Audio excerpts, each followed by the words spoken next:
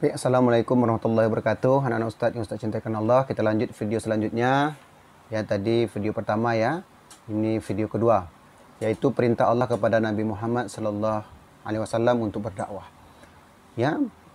Tadi Rasulullah mendapat wahyu Iqra ya, surah Al-Alaq, yaitu di Gua Irah ya, itulah turunnya wahyu pertama ya.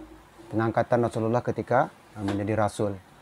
Jadi kemudian ketika wahyu itu turun ya, kemudian beberapa hari kemudian turun surah Al-Mudaththir, wahyu kedua yaitu ayat 1 sampai 7. Nah, apa isinya? Isinya perintah agar Nabi Muhammad berdakwah, menyiarkan Islam kepada umat Islam itu sendiri, pada kaum Quraisy ketika itu.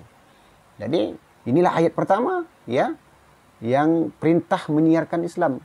Ya, perintah Allah menyuruh Rasulullah berdakwah. Ini dia. Kemudian selanjutnya isi materi dakwah Nabi Muhammad SAW. Ya, Nana Ustadz, apa isinya ketika Rasulullah berdakwah di kota Mekah itu? Pertama, ajakan mengesahkan Allah Subhanahu Wa Taala, tauhid, jadi akidah kita. Nah, jadi dalam bentuk beriman kepada Allah, kemudian beriman kepada hari akhir, beriman kepada Nabi, beriman kepada Al-Quran, beriman kepada baik dan buruk.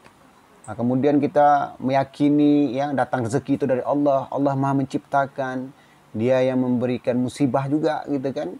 Nah, kemudian seluruh apapun ya yang terjadi di dunia ini itu atas izin Allah Subhanahu Wa Taala. Ini harus kita yakinkan dulu.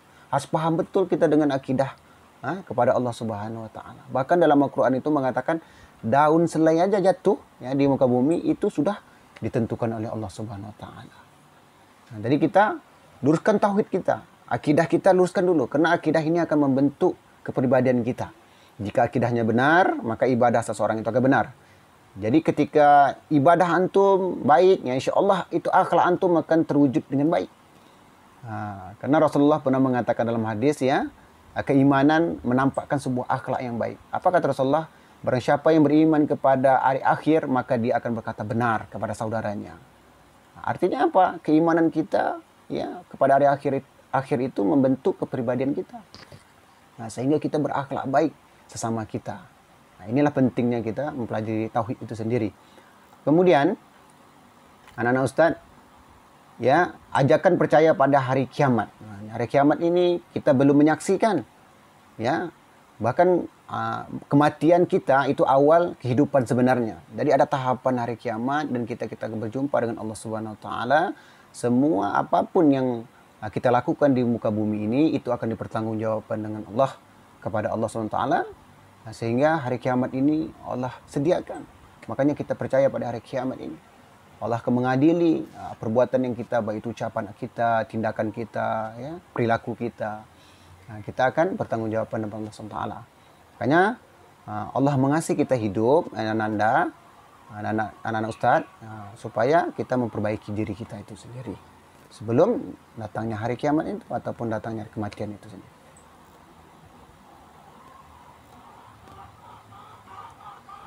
Kemudian ajakan menghormati hak manusia. Jadi ketika Rasulullah berdakwah tentang Islam ini, kemudian Islam menjelaskan bagaimana menghormati hak manusia. Jadi terutama sekali menghormati hak kaum perempuan. Jadi anak anda di rumah ada ibu ya, ibunda, di rumah kakak, itu kita harus menghormati, menghargai ya. Bahkan jangan berkata kepada orang tua kita ketika dia memerintahkan sesuatu. Apalagi kita menyakiti hatinya kemudian sampai dia menangis. Itu sangat tidak baik sekali ya. Kita harus menghormati orang tua kita, karena orang tua kita ini adalah dia melahirkan kita ya selama 9 bulan, ya sangat luar biasa perjuangan beliau ya. Nah, ketika kita besar, lagi kecil sampai besar, ya diajar dengan baik, mana yang baik, mana yang buruk. Itu perjuangan beliau.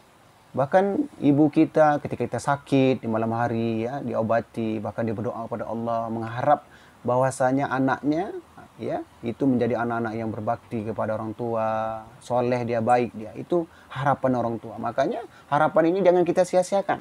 Selagi anak anda masih hidup ya, hormati orang tua kita ya. Apa yang diperintahkannya dalam tanda kutip ya, perintah kebaikan, lakukan ya. Tidak boleh dengan sabar kita ya menghadapi orang tua kita mungkin ada yang cerewet dan sebagainya ya, itu kita harus sabar. Ya. Kemudian yang kedua, membebaskan perbudakan. Perbudakan ini ya Ananda, orang kaya membeli orang miskin ya sebagai pembantu di rumahnya. Yang dulunya pada masa sebelum Islam itu ya mereka tidak dihormati, tidak dihargai, bahkan ya dihina, bahkan kalau tidak mau bekerja ya dipukul ya, dan sebagainya. Itu tidak boleh. Bahkan ketika Islam datang, Islam menghormati hak-hak manusia, terutama kepada orang-orang miskin yang bekerja kepada orang-orang kaya.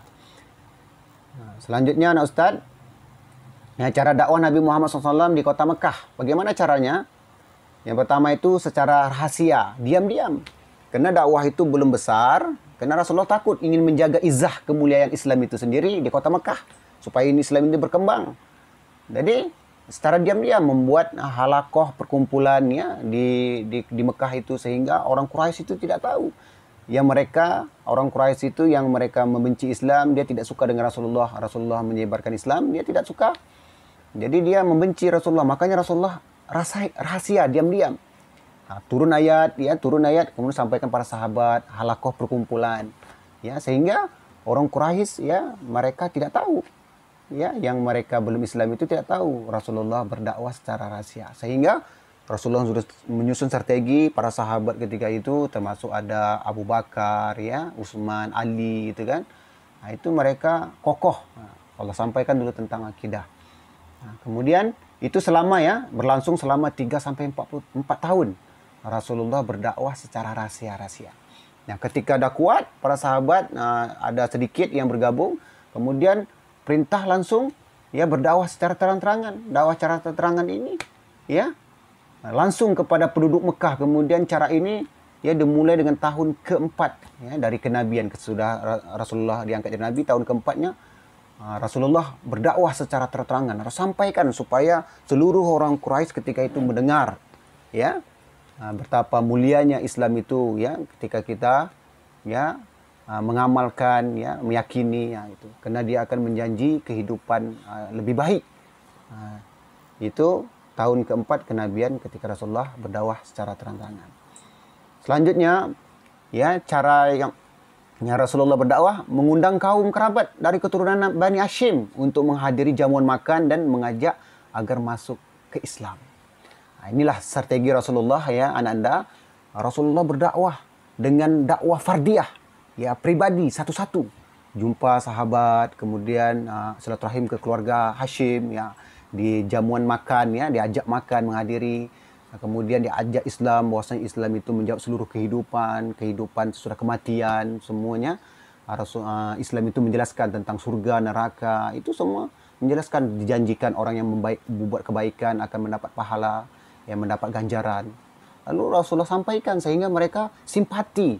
Kemudian melihat kepribadian Rasulullah, mereka simpati kepada Rasulullah, kemudian mereka masuk Islam itu sendiri. Kemudian yang kedua, Rasul mengumpulkan penduduk kota Mekah untuk berkumpul di Bukit Safa. Jadi ini terang-terangan nih. Rasulullah pergi ke Bukit Safa, kemudian diundang seluruh orang Quraisy ketika itu.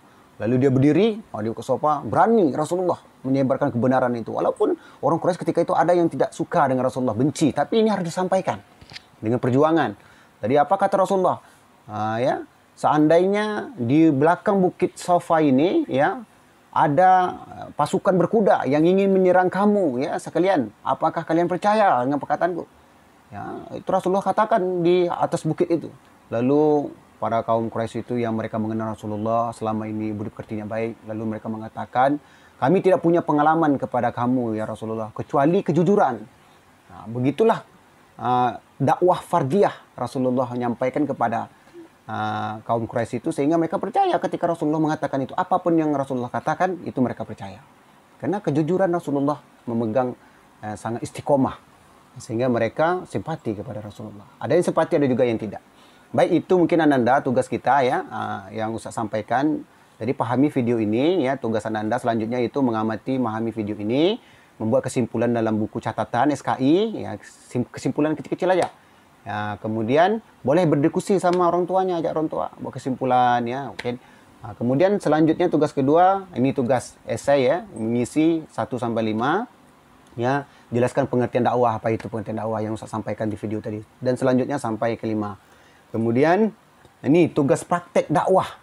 Jadi Anda buat, ini nanti dicatat ya, format ini dicatat di kertas ya, SKI, di buku SKI, kemudian catat apa nih praktik berdakwah di rumah ya. Contohnya hari Senin, materi dakwahnya apa? Mungkin mengajak adik-adik ya, dari anak Anda ada adik, ngajak bagaimana adab makan gitu, baca bismillah, kemudian kan mengambil yang paling terdekat ya, kita sudah makan membaca alhamdulillah, baca doa, itu dakwah, buat di situ. Hari ini mendakwah tentang bagaimana adab makan secara islami ya, gitu. Kemudian lokasi dakwahnya mana? Di rumah mungkin ya. Siapa yang didakwah? Mungkin adik dari anak Anda ya, ataupun orang tua mengajak sholat gitu kan, ngajak mengaji. Itu bagian dakwah kita. Itu mungkin sesudah ini diisi nanti boleh dipoto, kemudian di WA, kirim ke WA pribadi Ustadz. Mungkin dari Ustadz itu ya, yang benar itu datang dari Allah SWT, yang salah itu dari Ustadz sendiri, atas kelemahan Ustadz. Al-haq marabbi falatakum minal mutarim. Assalamualaikum warahmatullahi wabarakatuh.